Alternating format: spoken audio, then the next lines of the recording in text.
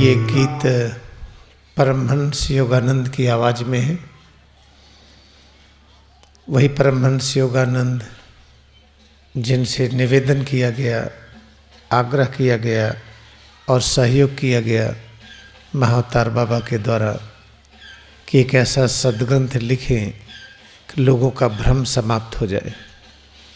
श्रीमद् भगवद गीता में अनेक श्लोक हटा लिए गए हैं और अनेक जोड़ दिए गए हैं। उसकी प्रामाणिकता पर संदेह है। ऐसे संत तुलसीदास जी द्वारा रचित रामचरितमानस के अक्षरों शब्दों को कुछ न कुछ बदल करके, कुछ जोड़ घटा करके उसमें परिवर्तन कर दिया गया है। ऐसे ही बाइबिल, कुरान और जितने भी सद्ग्रंथ हैं जो गौतम बुद्धा ने प्रवचन दिया था, वो महावीर स्वामी ने जो दिया था, वो सब में कहीं न कहीं कुछ न कुछ रूपांतरण किया गया है। बाइबिल में इतना बदल दिया गया कि बाइबिल में जहाँ था पुनर्जन्म होता है उसको हटा दिया गया। तो किसी ऐसे सद्ग्रंथ की आवश्यकता थी जिसमें भ्रम न हो, और कौन लिखे उसको?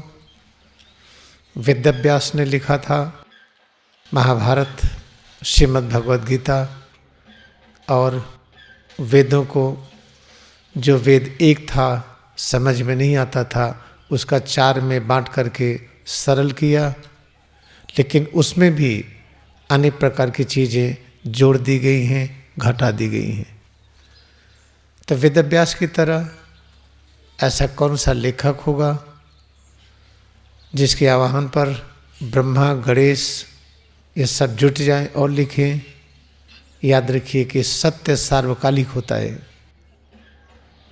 अगर गणेश और ब्रह्मा वेदव्यास को सद्ग्रंथ लिखने में मदद किए थे तो आज भी ये सच होगा, भले ही सच कभी अधिक प्रकाशित हो, कभी कम। ऐसे ही कुछ हुआ परमहंस योगानंद कि पूरे मदद में गणेश, ब्रह्मा सबका आह्वान हुआ और सद्ग्रंथ लिखा गया। उसके लिखने लिखाने में जो महत्वपूर्ण भूमिका महाअवतार बाबा ने की, सब ऋषियों मुनियों से मिलाना, सूक्ष्म जगत से युक्तेश्वर गिरी को प्रकट करके सूक्ष्म जगत, कारण जगत के विषय में विस्तार से चर्चा करना और उसको लिपिबद्ध कराना, ये सब जो अलौकिक कार्य हुआ है, ये वर्तमान युग की एक शुरुआत है कि अब आध्यात्मिक जगत में माया का लोप हो। इसीलिए ये जो योगी कथामृत है, ये सद्ग्रंथ है वर्तमान युग का। आप देखिएगा भविष्य में प्रत्येक घर में होगा और ज़्यादातर लोग अपने हाथ में लिए होंगे। ये प्रामाणिक सद्ग्रंथ है। इसको लिखने वाले परमहंस योगानंद हैं, जिन्होंने दिखाया कि मैं स्वेच्छा से अब महासमाधि में प्रवेश कर रहा हूँ। और महासमाधि के समय 7 मार्च 1952 और रात्रि का समय था, 9:30 बजे अपना संबोधन के बाद महासमाधि में प्रवेश किए और भविष्यवाणी की, हे भारत हम वहीं आ रहे हैं। उनके हाथ के द्वारा लिखा हुआ सद्ग्रंथ है ये। और परमहंस योगानंद ने दिखाया कि ऐतिहासिक घटना हुई, हम शरीर को पवित्र छोड़ के जा रहे हैं। अहिंसा का एक नमूना है। अहिंसा का ऐसा नमूना है कि शरीर छोड़ने पर भी वायरस, बैक्टीरिया अटैक नहीं कर रहे हैं। इसके लिए प्रमाण पत्र अमेरिका के डॉक्टरों ने प्रमाण पत्र दिया कि ये अद्भुत घटना, ये वंदनीय है। ऐसा कभी कल्पना नहीं किया जा सकता था कि ऐसा भी कोई होगा जो शरीर को इतना पवित्र करके जाए कि जाने के बाद भी बैक्टीरिया वायरस का आहार है, लेकिन बैक्टीरिया वायरस आते ही उसको खाना भूल जाए। जब अहिंसा के उच्चतम नियमों में होते हैं तो शेर के सामने जाइए तो शेर की भूख गायब हो जाती है,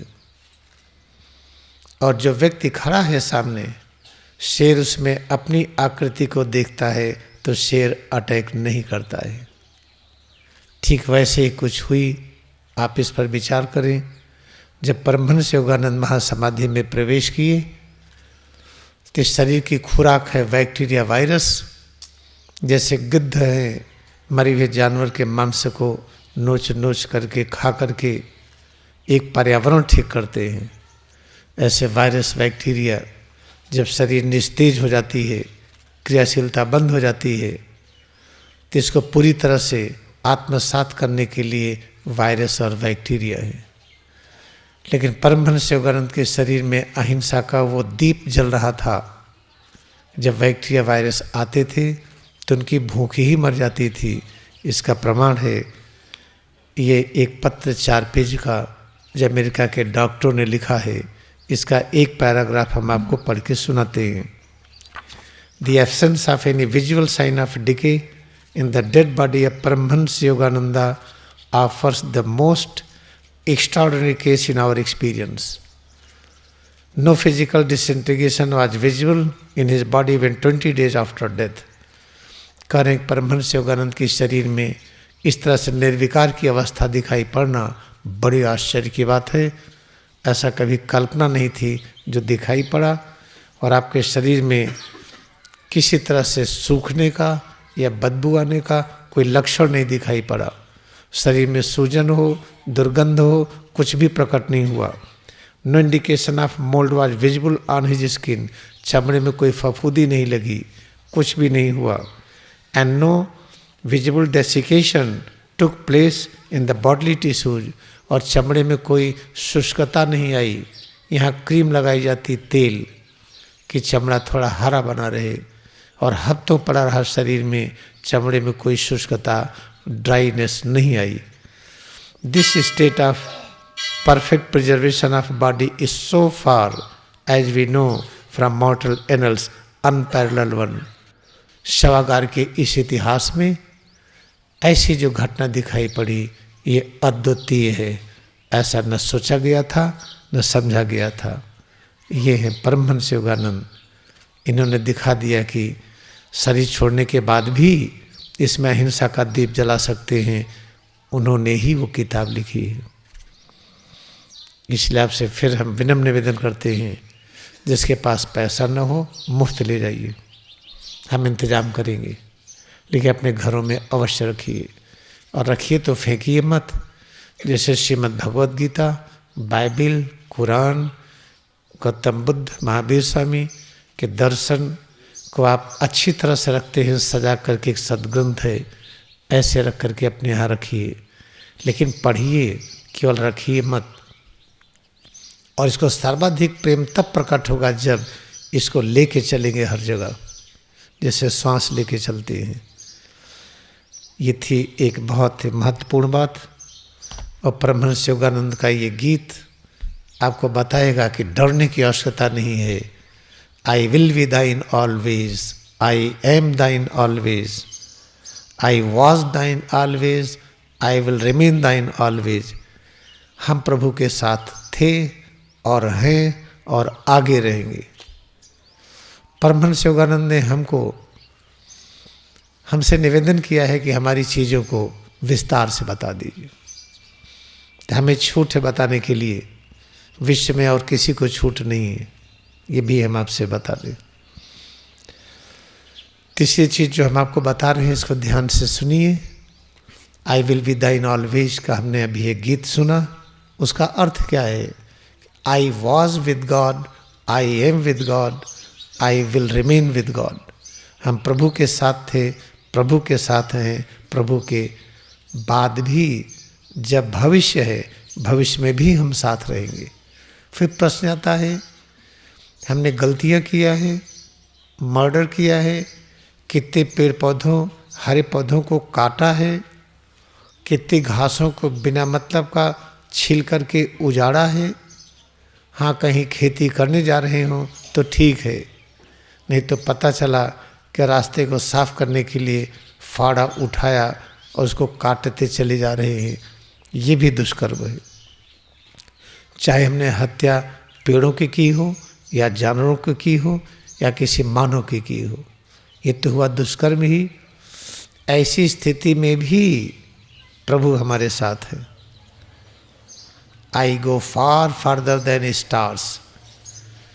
चाहे हमें लगे प्रभु से बहुत दूर हैं, जितना दूर तारे हैं उससे लाख गुना अधिक दूर है, लेकिन तब भी सच यही है कि गॉड, प्रभु हमारे साथ है।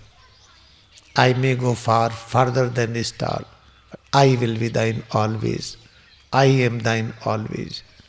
और क्या कहते हैं भैया, आप सब भक्त हैं, प्रभु के गीत गाते हैं, प्रभु के याद में मगन रहते हैं, रोते हैं।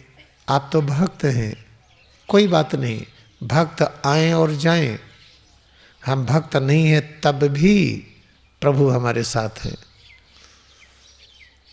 तो ऐसा गीत का अभिप्राय क्या हुआ? प्रभु साथ हैं किसकी गहराई में आइए। जो मैं सोचता था कि हमारी भाग्य अच्छी नहीं है, हम गरीब हैं, हम परेशान हैं, जब हम परेशान हो जाते हैं गरीबी से, समस्याओं से, बीमारी से, तो हम हिंसा करते हैं। हिंसा करते हैं शराब पी करके, अपने शरीर को दुर्दशा में पहुंचाते हैं।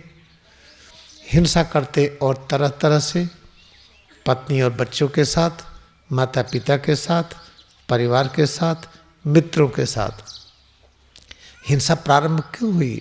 क्योंकि हमें ये पता चला कि भगवान हमें मानते नहीं हैं, हमारी भाग्य की रेखा ठीक नहीं है, हमारा नक्षत्र गड़बड़ है। किसी ने बता दिया कि बच्चा मूल नक्षत्र में पैदा हुआ है, इसको ये दोष है, शनि चढ़ा है, न जाने क्या क्या चढ़ा है। तो उससे माता पिता भी घबरा गए, और जब बच्चे को इच्छाओं की पूर्ति नहीं हुई तो परेशान हो गया, ये तो भगवान हमको मानते नहीं, वो दूर है, तो शराब पीने लगा, गाली देने लगा, अमानवीय कर्म करने लगा। परमहंस योगानंद याद दिलाते हैं, और भगवान कबीर और नानक देव जी, महावीर स्वामी, बुद्धा, सब याद दिलाते हैं प्रभु हमारे साथ है। जो प्रभु साथ हैं तो अनंत भाग्य हमारी है। कौन कहता भाग्य की रेखा नहीं है? किसी ने नेपोलियन से कहा तुम्हारी तो भाग्य की रेखा ही नहीं, कहता हम बना रहे हैं। एक नेपोलियन सामान्य आदमी पूरे विश्व में सबसे बहादुर राजा के रूप में प्रकट हुई। जब प्रभु हमारे साथ में, तो मानने को बिल्कुल न तैयार होइए कि हमारी भाग्य अच्छी नहीं है या ग्रह नक्षत्र हमारे ऊपर दुष्प्रभाव डाल रहे हैं। ये सब चीज़ बिल्कुल न मानिए। फिर करेंगे क्या हम? जहाँ प्रभु वहाँ सब कुछ। हमको चाहिए पैसा, बच्चों को पढ़ाने के लिए है नहीं, पैर की उंगली से सिर तक प्रभु हमारे साथ हैं, हमारे हाथों के साथ हैं, हमारे सिर के साथ हैं, हमारी श्वास के साथ हैं, पैर की उंगली से सिर तक, ये जो पूरा अस्तित्व है ये सब के साथ है। जब इसके साथ हैं तो इसकी अनुभूति करिए। अब आँख बंद करके अपने में एकाग्र हो जाइए, और जो अनुभूति होती है, कड़ापन, ढीलापन, हल्कापन, भारीपन, इसी में एकाग्र हो जाइए। पैसा अपने आप पीछे पीछे चलेगा, अच्छे लोग चलेंगे। क्या आपको एक कल्पना नहीं है कि मध्य प्रदेश के जो सबसे ज़्यादा अच्छे लोग हैं, जो ईश्वर के निकट हैं, राष्ट्रभक्त हैं, मानव भक्त हैं, हमारे साथ हैं? आपको विश्वास नहीं है? तो हमारे साथ कैसे हुए हैं? मैं डुग्गी पीटने तो गया नहीं था कि हम डुग्गी पीट रहे हैं कि कोई हमारे साथ आए। मैंने वही अभ्यास किया है, पैर की उंगली से सिर तक प्रभु इसी अनुभूति में विद्यमान है। अपने आप दुनिया के अच्छे से अच्छे लोग साथ हो जाएंगे। जितने पैसों की आवश्यकता है अपने आप आएगा। जितने संसाधन की जरूरत है स्वतः आएगा। इसलिए भगवान ने सिद्ध किया ना कि इसको सिद्ध करना है।